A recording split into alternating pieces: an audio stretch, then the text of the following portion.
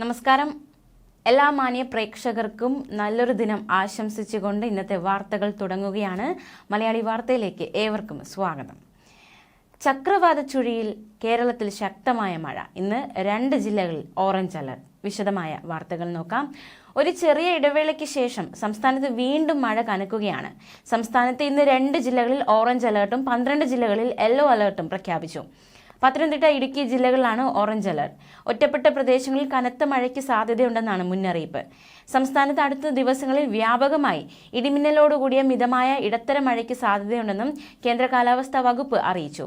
തെക്ക് കിഴക്കൻ അറബിക്കടലിനും തെക്കൻ കേരള തീരത്തിനും മുകളിലായി ചക്രവാത ചുഴി രൂപപ്പെട്ടു. കൊങ്കൺ മുതൽ ചക്രവാത ചുഴി വരെ 1.5 കിലോമീറ്റർ ഉയരം വരെ ന്യൂനമർദ്ദ പാത്തിയും സ്ഥിതി ചെയ്യുന്നുണ്ട്. ഇതിന്റെ ഫലമായി കേരളത്തിൽ അടുത്ത 5 ദിവസം വ്യാപകമായി ഇടത്തരം മഴയ്ക്ക് സാധ്യതയുണ്ടെന്നാണ് കേന്ദ്ര കാലാവസ്ഥാ വകുപ്പ് മുന്നറിയിപ്പ് നൽകുന്നത്. ഒറ്റപ്പെട്ട സ്ഥലങ്ങളിൽ ശനിയാഴ്ച വരെ അതിശക്തമായ മഴയ്ക്കും തിങ്കളാഴ്ച വരെ ശക്തമായ മഴയ്ക്കും സാധ്യതയുണ്ടെന്നും കേന്ദ്ര കാലാവസ്ഥാ വകുപ്പ് അറിയിച്ചു. ഓഗസ്റ്റ്, സെപ്റ്റംബർ മാസങ്ങളിൽ കേരളത്തിൽ സാധാരണ നിലയിൽ മഴ കിട്ടാൻ സാധ്യതയുണ്ടെന്നും കാലാവസ്ഥാ വകുപ്പ് അറിയിച്ചു. തെക്ക് കിഴക്കൻ അറബിക്കടലിനും തെക്കൻ കേരള തീരത്തിനും മുകളിലായി ചക്രവാത ചുഴി രൂപപ്പെട്ടു. ഈ സാഹചര്യത്തിൽ സംസ്ഥാനത്ത് 5 ദിവസം ശക്തമായ മഴയ്ക്ക് മുന്നറിയിപ്പ്. വരും ദിവസങ്ങളിൽ തീവ്ര മഴയ്ക്കുള്ള സാധ്യതയാണ് കേന്ദ്ര കാലാവസ്ഥാ വകുപ്പ് പ്രവചിച്ചിരിക്കുന്നത്. വിവിധ ജില്ലകളിൽ ഓറഞ്ച്, യെല്ലോ അലർട്ടുകളും പ്രഖ്യാപിച്ചിരിക്കുകയാണ്.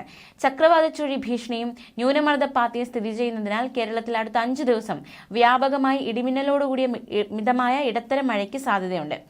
ഒറ്റപ്പെട്ട സ്ഥലങ്ങളിൽ ഓഗസ്റ്റ് 17 വരെ, അതായത് ഈ മാസം 17 വരെ അതിശക്തമായ മഴയ്ക്കും 19 വരെ ശക്തമായ മഴയ്ക്കും സാധ്യതയെന്നും കേന്ദ്ര കാലാവസ്ഥാ വകുപ്പ് അറിയിച്ചു. അതേസമയം ഉരുൾപൊട്ടലുണ്ടായ ചൂരൽമല, മുണ്ടക്കൈ, പുഞ്ചിരിമട്ടം മേഖലയിൽ പെയ്തത് ശക്തമായ മഴയെന്ന് വിദഗ്ധ സംഘം വ്യക്തമാക്കി. 3 ദിവസം കൊണ്ട് 570 മില്ലിമീറ്റർ മഴയുണ്ടായെന്നാണ് പ്രദേശത്തെ പരിശോധനയ്ക്ക് ശേഷം സംഘം അറിയിച്ചത്. പുഞ്ചിരിമട്ടം മുതൽ ചൂരൽമല വരെ സംഘം പരിശോധന നടത്തിയിരുന്നു.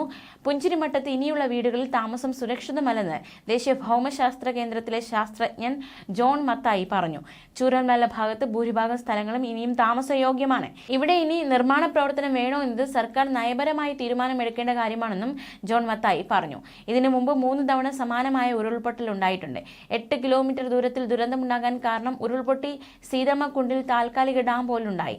ആ ജലസംഭരണി പൊട്ടിയൊലിച്ചതുകൊണ്ടാണ് ഇത്ര വലിയ ദുരന്തമുണ്ടായത്. വനപ്രദേശത്തായതുകൊണ്ട് മരങ്ങൾ കൂടി താഴേക്ക് പതിച്ചത് ആഘാതം കൂട്ടിയെന്നും ജോൺ മത്തായി പറഞ്ഞു. ഇപ്പോൾ നടത്തിയ പരിശോധനയുടെ പ്രാഥമിക റിപ്പോർട്ട് 10 ദിവസത്തിനകം നൽകുമെന്നും അദ്ദേഹം അറിയിച്ചു.